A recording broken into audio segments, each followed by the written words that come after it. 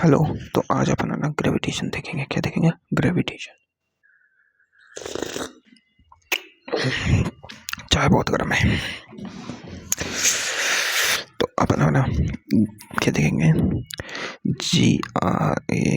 Grey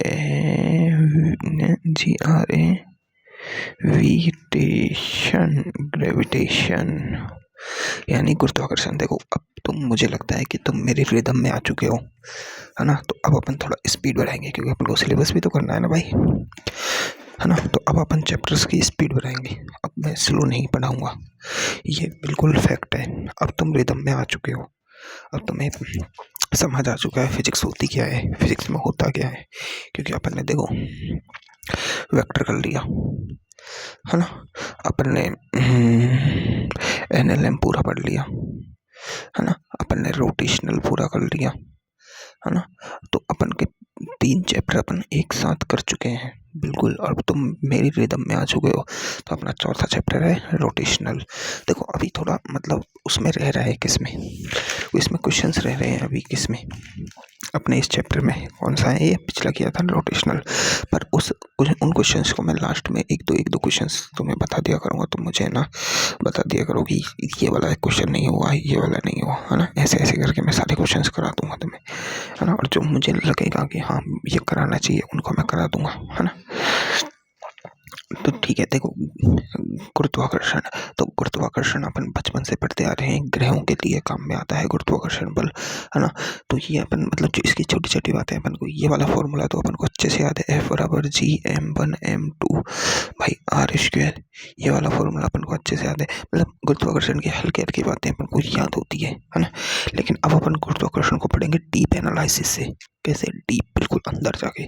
तो पहली बात गुरुत्वाकर्षण, अब इसमें जो ये बल है, क्या है ये? पहली बात तो फोर्स है।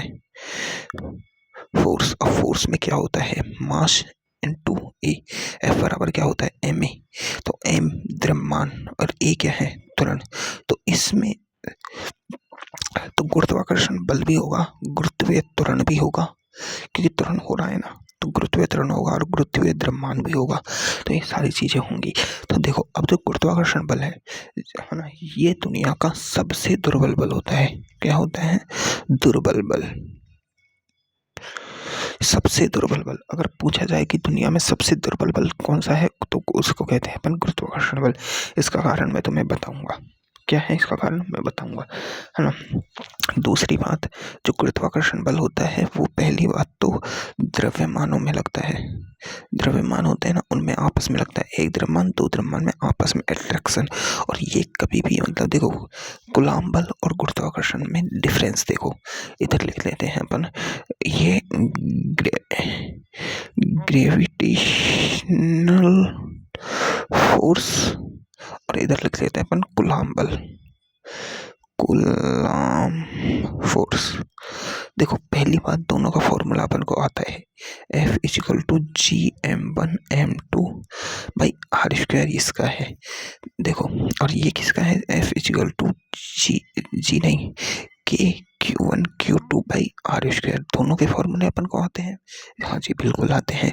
अब देखो, ये फोर्स r², मतलब ये वाला फोर्स है समानुपाती 1/r², और ये वाला फोर्स है समानुपाती 1/r²। तो दोनों इसको, इस समानुपाती को, यानी वर्ग में अगर रेडियस आए समानुपाती में, तो इसे कहते हैं व्युत्क्रम व्युत्क्रम व्युत्क्रम व्युत्क्रम वर्ग का नियम। क्या कहते हैं? ये जो समानुपाती आता है ना, इसे कहते हैं अपन व्युत्क्रम वर्ग का नियम। और ये दोनों व्युत्क्रम वर्ग के नियम का पालन करते हैं। ये तो इनकी समानता है, ठीक है। दोनों में एक एक कांस्टेंट होता है। इस जी की वैल्यू कुछ होगी और के की वैल्यू कुछ होगी, बिल्कुल। अब जो पहली बात, ये लगता है द्रव्यमानों में, है ना, दो द्रव्यमानों में। और ये लगता है आवेशों में, है ना। मैं ना अलग अलग ही पढ़ाऊंगा दोनों चैप्टर को, लेकिन मैं तुम्हें पहले ही थोड़ी बातें बता रहा हूँ जो क्लियर कर लेनी चाहिए अपन को पहले ही, ठीक है। अब ये द्रव्यमानों में लगता है। तो एक बात बताओ, क्या द्रव्यमान कभी भी नेगेटिव होता है क्या? नेगेटिव मास कभी तुमने सुना है कि -m द्रव्यमान? नहीं सुना। द्रव्यमान कभी भी नेगेटिव नहीं होता। तो इस कारण यह जो फोर्स है, ग्रेविटेशन जो फोर्स है, यह सदैव आकर्षण का बल है।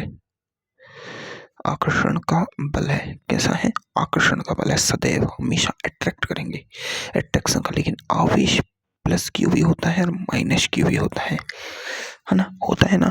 तो ये है, ये प्रतिकर्षण का भी हो सकता है और ये आकर्षण का भी हो सकता है ना? दोनों तरह का बल हो सकता है।